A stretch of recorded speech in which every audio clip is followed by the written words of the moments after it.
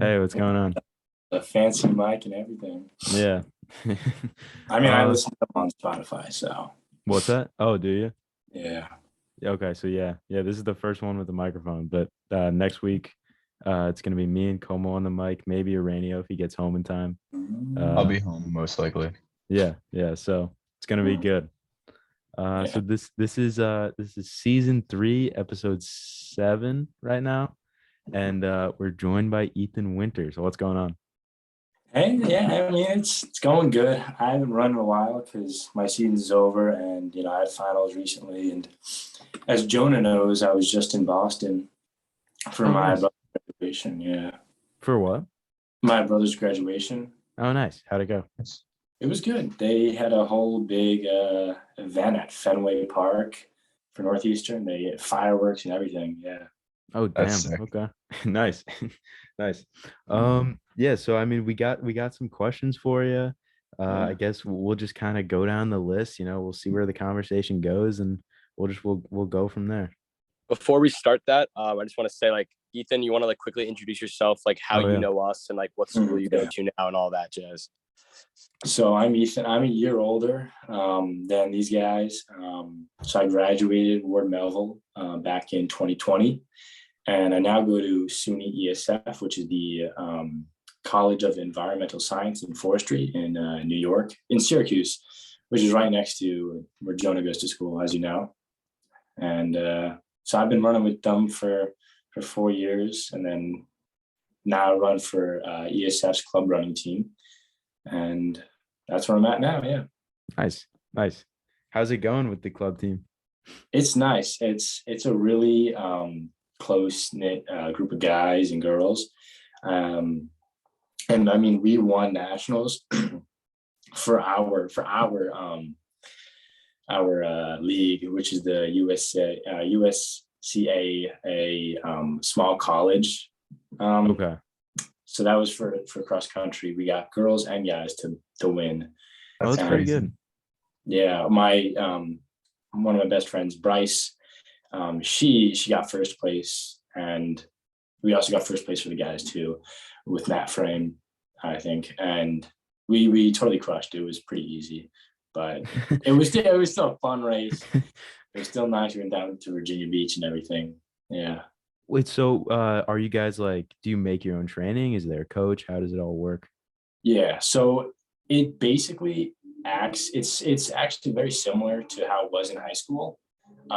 We have one main coach, Coach Michael Melfi, and then we have two assistant coaches, Coach Todd, who is mainly for the cross country season, Mhm. and Coach Hannah, who is year round, but she's more of the girls coach and sprinter coach. Okay. And we have practices almost every day, except some days we'll have run on your own.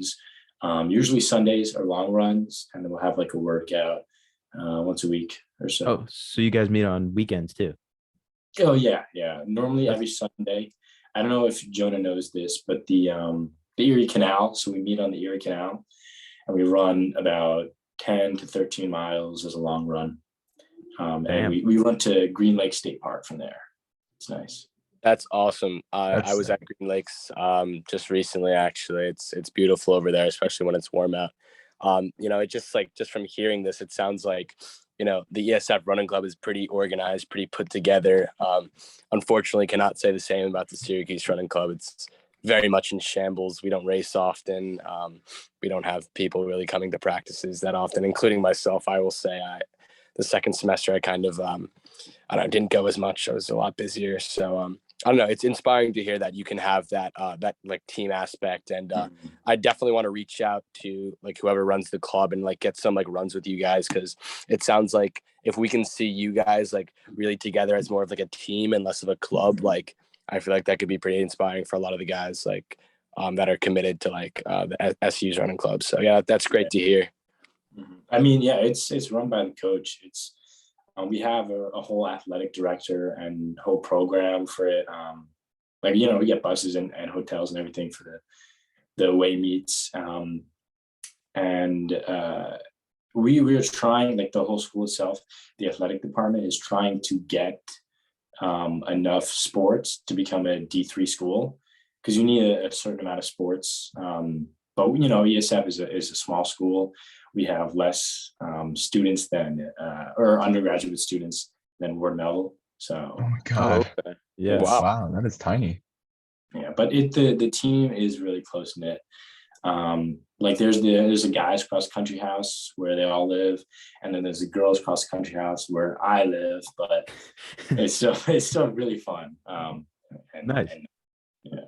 That's one thing you don't hear about a lot of the college club teams, is that they're actually a team. You know what I mean? A lot of them are kind of, do things on your own, or don't even have a coach, to be completely honest. So Most don't. Yeah, most don't. I Mhm. mean, yeah, me. There's three of us right here in this call. No coach on the team. So Mhm. that's probably really valuable, just to kind of keep up the training and all that. Absolutely. Yeah. So wait, is it kind of a deal where, like, I mean, obviously it's a club, so you choose, like, you can show up, you don't have to show up. What's kind of the environment you guys have there? So once a week, every Sunday, our coach sends out an email saying, like, this is when we're meeting. Usually it's 3:45 p.m. and we'll meet then, except that, like, during the week. So Saturdays we'll either have off, sometimes we'll have a workout, or sometimes that'll be our meet day when we're in the season. But and Sundays is our long run days. Those are usually in the morning. Mhm. But he sends out that, and if you can make it, that's great. If you can't, that's great. That's all right too. So like my friend Leah, she wasn't able to go to like almost any practice this season, and she didn't run too because she's been working. But she still gets the emails, and Melfi loves all of us, and he's a great coach. Nice. So Uh, what's like the deal with like if you guys get a D3 like team pretty much, would the club team like morph into that, or would you just like start a new team? And is that something you'd like want to do? Yeah, I mean, so it's because we have no other option than to be club runners, right? We can't, there's no D3 team. So that's why I also feel that, we have that coach when other schools don't, because they do have the option to be, club runners. I mean, they have the option to be non-club runners, but so it would literally, in my guess is that it would just go from the different classification, and it would just be a step up. Because I know SUNY Delhi used to be in our league, Mhm. and but then they went to D3. Yeah, I know oh, IDAR okay. runs for them now. So yeah, Oh, they're nice. like legit. Yeah. So So what's I that? just it just goes. It would be the same team, same coach, and everything. Yeah. Do That's you really think cool. do you think there would be more of an environment if that were to happen, of, like, you have to make it to practice, you have to do this and that and that? I'm not too sure. He might be more strict, but then again, ESF's such a small school, and he's such a great coach, and he's very understanding, that he probably would run things the same way, Mhm. as he does now. But it won't be for a while, I would think, because we still need, I think, I'm not sure the number, maybe it's like 13 different sports, and we're at like 8. Okay. So we need like volleyball and things like that. But I would love to see it in the future. It would not happen in I mean, I only have 2 years left here, so it would not happen in the next 2 years. I'd definitely be hearing a lot more about it. Okay. Yeah, yeah, yeah. Cool. So wait, what's like your story? Did you come right out of Melville and you went into college and you joined this club team, or what was the deal there? Yeah, I mean, it really goes back to when I first started running. Because I got into running because my dad ran, right? He's run a marathon before, and he's a very active runner. And back in 7th grade, I remember running Contractors for Kids, like going into 7th grade, and that was like my first time running, like, ever. And then I joined, the cross country team, and later the track team, like or I guess I joined the winter track team was the only thing that I like was like not a guy, because I didn't do winter track Yeah. in ninth grade. I did the school play, nice, but so I was been running for a while, right? But there were a few times where I was like, I'm not sure this is right for me. And I remember in like eighth grade, I was like, Mom, I like kind of want to quit running. Like I want to quit track. I wanted to do Science Olympiad, because a lot of my friends were in that. And like, I was like, oh, it'd be better for colleges or whatever. And she's like, no, you should stick with running. And so I did. And I am extremely glad, because my life would be completely different if I didn't. And but then again, the same thing kind of happened in college, where I was like, I'm not sure if I want to do this, because I've heard college is difficult. I want to get like internships, and like that's going to take a lot of my time, and this seems like a big commitment. And my sister was like, no, like you should do this way. You'll have people like you already know and ways to connect with. And I'm really glad I did it. So I, right out of the gate, one of the first days I moved in, I went on a run with some of the guys, and it was great. And like we'd get dinner afterwards at the dining halls, and we all kind of connected. And they're my best friends now. Like it's amazing that it's turned out this way. And so it's been great. The first year, because of COVID, we didn't really have a season. Oh yeah. We had one cross country meet, which was unofficial, and it was just a few of the guys and girls on the team just going to our land down in Tully, which is a probably 35-minute drive down south from Syracuse. Okay. Between us and Portland, right? And it was unofficial, just between us. And then in the spring, it like lightened up, so we had two meets, one in Albany and one at SUNY Delhi. And then cross country and track season this year, we've had a regular season, and it's been great, because our coach, he knows like almost everyone. It's insane. He's able to get us to these great invitationals at like Cornell and at these really beautiful campuses too. At Cortland, we've gone. Yeah. As I've seen Robbie there. Oh, nice. Yeah. I saw him at Cortland too. Cornell too. So Oh, really? Okay. Yeah. Wait, so he's just like got connections. You're getting into all the good meets then? Yeah, he's exactly, because there'll be like D1 runners. Like I know the Syracuse team was at one of the Cortland meets we were at. So it's nice. Yeah. Yeah. It's awesome that's that competitive. Mm-hmm. Yeah. Yeah, because like most I know Anthony's team was like somewhat that they definitely got to a lot of meets, but I know me and Jonah, like I think we got to like one, we only go to NERCA Nationals pretty much. That's it. Mm-hmm. So it's great that you guys, like, especially since there's like so many meets locally. That's honestly awesome. Do you go to like most of them, or? Yeah.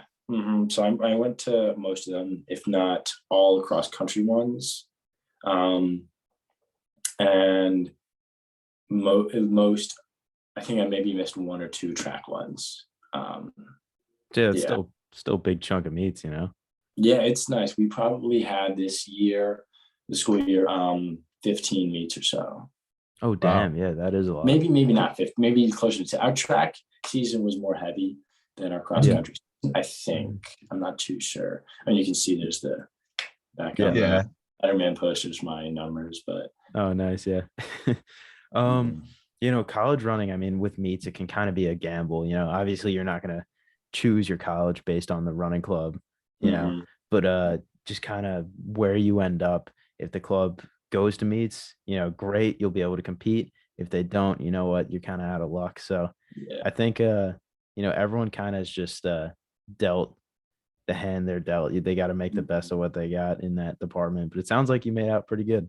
Yeah, we have our own photographer too, that for the athletic department, Bob Barry. Shout out to him. He comes, he takes these amazing pictures, and it's like he posts to Facebook, and like they're nice, because we never really had that in high school. Like, yeah, no, be a few pictures. I remember like your head start running.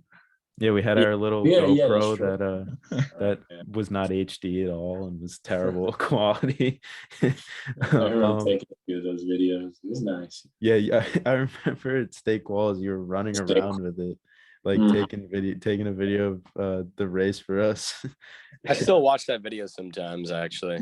Yeah. Solid That video. was a good solid meet. Yeah. Yeah. Wait, so what kind of times are you running right now? Yeah, that's the big question. So so back in high school, right? I think I got to 4:47 or 8 for the mile, right? Now it Mhm. was senior year, winter track 2020, right? COVID hits, and I am still running. I'm working out a bit, and I definitely during senior year. I don't know if you guys remember, but I would stay in the weight room until the 5:45 bus. Like I was there every day. Okay. And, like I was really really on top of my game. But then COVID hit, and it is hard to get the motivation, if especially if you don't have the discipline. So I was running a little bit, but I wasn't doing workouts really, and I wasn't going on too long of a run. Like it'd be like a 3, 4, maybe 5 mile run, and then I'd Yeah. go back to my room and work out Mhm. just to stay in shape. And like, I did see results, but then college comes around, and like it's a big change, right? And I'm not really running as much during that first year because of COVID, because we don't have meets and classes are like all online. I'm like staying in the dorm room a lot, eating at the dining hall, gaining a little bit of weight. And so my times definitely suffered. And on one of the track meets, SUNY Delhi one, right? I ran, it was a 1500, right? So just shy of a mile. And I ran like 5 flat. And so like I was shy of a mile and like my times were like off. And that was after I had started to put a little more effort into spring track too. So Okay. my times had definitely suffered during that year. But this summer, this past summer, right? And going into fall and then back into spring, I was definitely working a lot harder and I saw a lot more results. I ended up getting my mile time back down to 4:47 at Oh, nice. Yeah.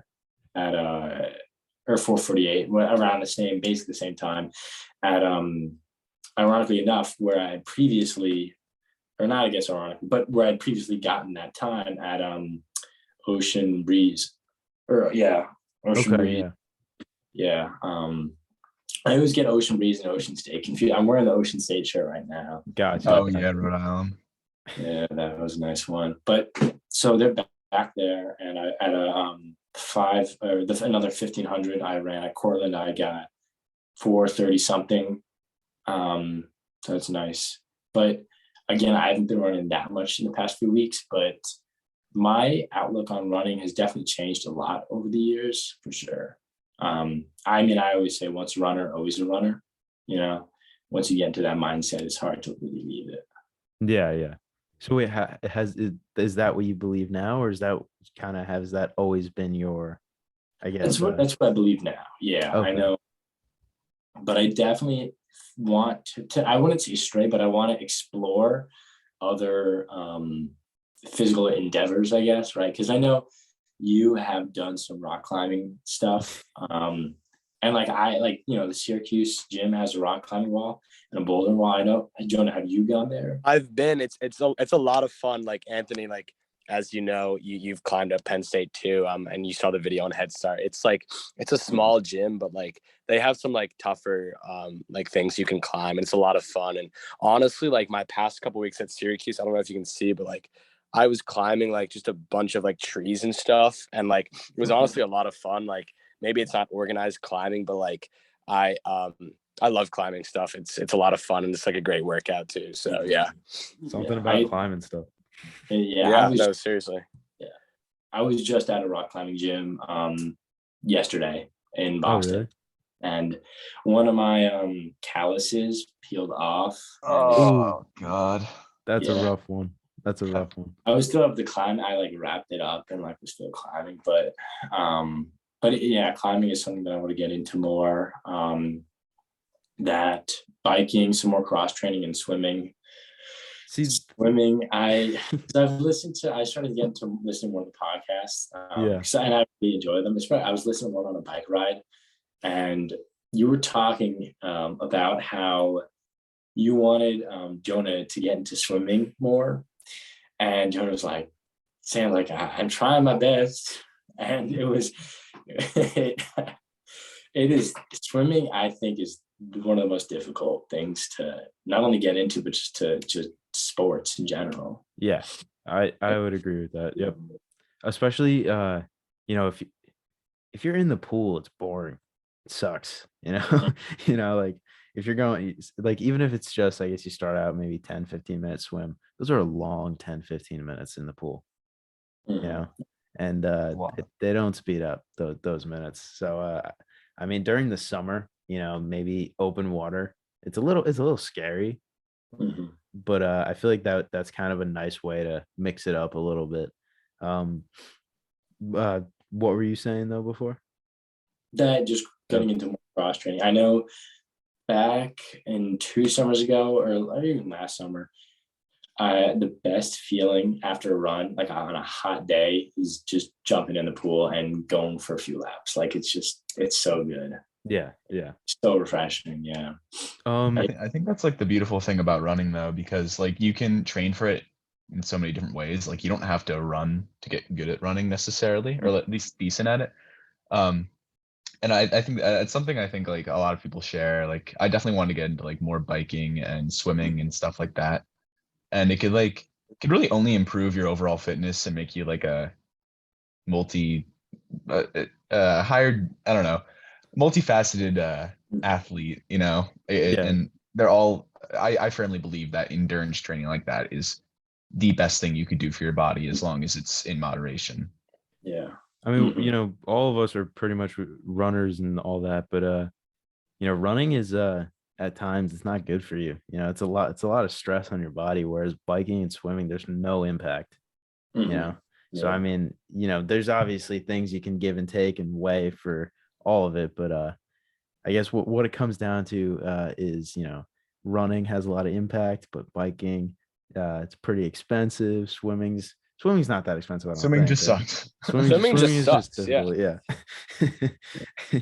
Especially rock climbing. Ethan, have you seen the rock climbing shoes? Yeah. I have. I just. I just get able to rent them. I don't know how expensive they are. Looked at prices yet. I think like the average, I mean, I could be wrong about this, but when I went to the rock climbing gym here on Long Island, I was looking at shoes and like the average price was like $160. Wow. Yeah. You know, That's crazy. I mean, you want a good pair of running shoes, it might cost you that much, but that's like the Yeah. average. Yeah. I mean, yeah, but running shoes, like you need running shoes. I feel like you Mhm. could you could climb barefoot if you had to. You know what I mean? Yeah. I mean, you can roam barefoot too.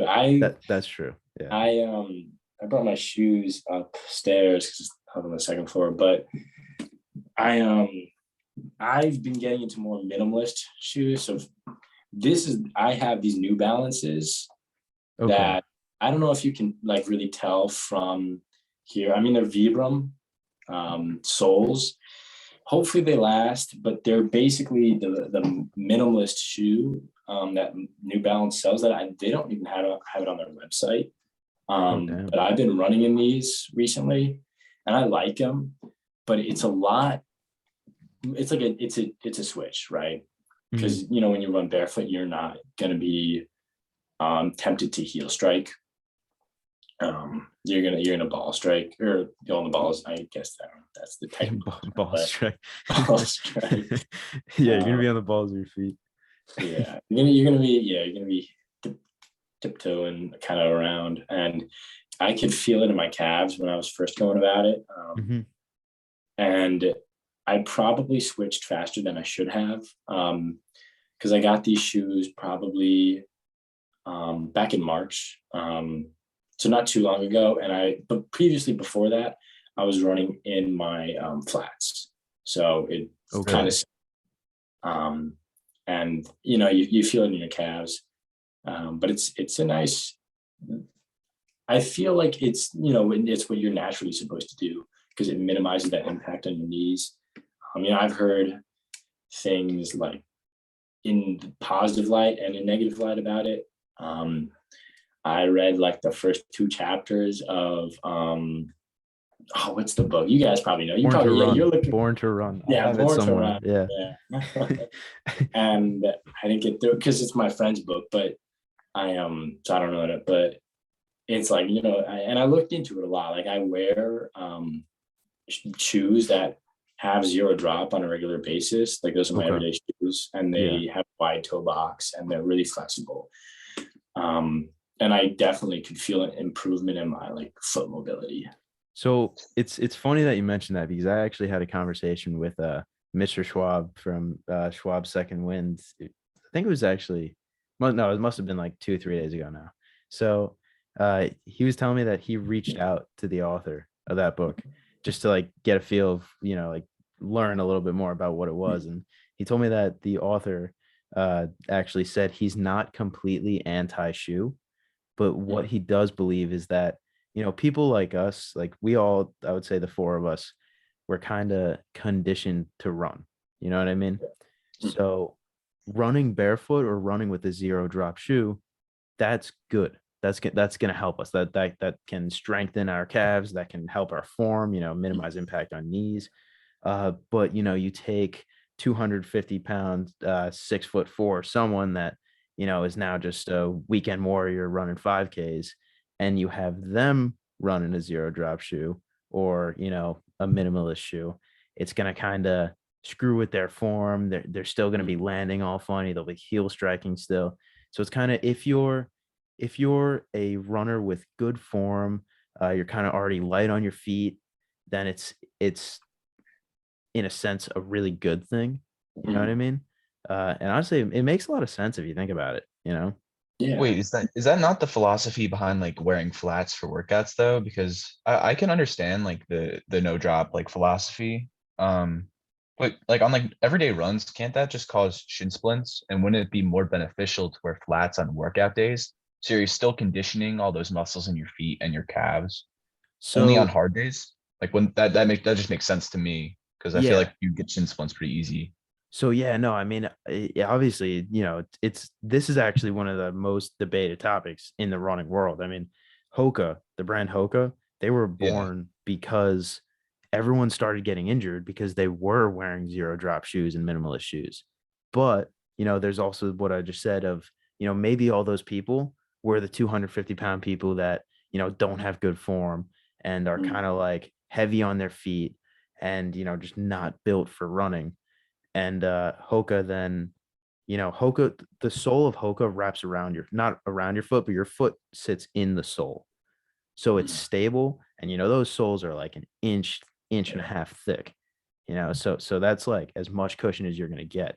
So you heel strike with the Hoka on, you're not gonna get as injured as if you heel strike with a minimalist shoe. But as for, I guess, wearing flats and just workouts, for us, it's, I guess it really just depends on if the person. We should make this a podcast like topic for like us. Like I'm just saying, just because we have this much to talk about. Like honestly, we It's could do this really as like one of interesting. those. Yeah, Yeah, it's crazy. I'm gonna put that in the doc. Yeah. It's okay. Here, wait. We got 10 minutes. I'm gonna take my headphones off. I'm gonna grab a shoe real quick. I want to just tell you guys one thing. All right. You can't hear us now. That kid sucks. God, he sucks. So much. I mean, who even likes that guy anyway? No one even likes him. Oh my god. A little obsessed with And he smells too. I could smell him through the fucking I mean, what a camera. nerd. So many shoes on as well. Yeah, like he's got problems. I don't know. All right. Okay. Hey So, man. hello. So you spend all your time running in this. Okay. This is a Hoka, and then you go to race in this. Like these are opposites. So I guess running in 0 drop shoes. Then when you go and put the spike on and you're ready to race, it's not new. Like your body's used to it. So it's kind of like, also there's a thought maybe you won't get as injured during a race if, let's say you run a 10, you have to run a 10K. I mean, I don't know if you would run a 10K in a Dragonfly, but let's say you run a 10K in a streak or something. I don't know. it's not going to be as stressful on your calves if you're used to that. I would say that Andrew brings up a good point, because when in high school we have these trainers, right, that have these thick soles and this big drop, but when we do the workouts, we have flats, right? And I think that's because when you're doing workouts and when you're racing, you're going as well, not as fast as you want, but not as fast as you can. Like a new level. Yeah, but you're going a lot faster, and when you go a lot faster, especially during sprinting workouts, you're gonna be on your toes no matter what, right? That's what your sprinting form should be like, and that's why it doesn't really matter, and you're not gonna get those shin splints. But when you do long prolonged runs, you're going to start to like get tired and heel strike, and that's why you have those trainers, because it's hard to work up those calf muscles. But when I noticed when I was running in these minimalist shoes, right, I would start off going here, right, and that's not going to give me shin splints because it's going to minimize the impact when I'm working on just my calves. But then already depending on how long have been running in those for, it'd be 15 to maybe 30 minutes into a run, and I'm feeling tired already, and my Garmin is your training is going down the gutter. It's not looking too good. And I'm trying to you work my calf muscles, and so that's what I think is partially the reason why you switch between the two. But yeah, if you are used to the minimalist kind of heel or ball strike, and then you go to race, you're already ready. So do you think maybe I guess if you wanted to start training with zero drop, don't you think it would maybe be smarter to go from a high drop from what we're used to a slightly lower one to a slightly lower one until you get no drop? Oh, absolutely. Because I feel that would minimize that kind of shock to your, because running someone like you isn't normally tired after a 30-minute jog, you could do 10 miles and be fine. Mm-hmm. So maybe kind of doing it in tiers. I don't know. I'm not a shoe scientist. That is that's what they all say. Yeah. Whatever it's called. So if your Hoka's actually, surprisingly, their drop isn't big at all. It's 4 or 5 millimeter drop.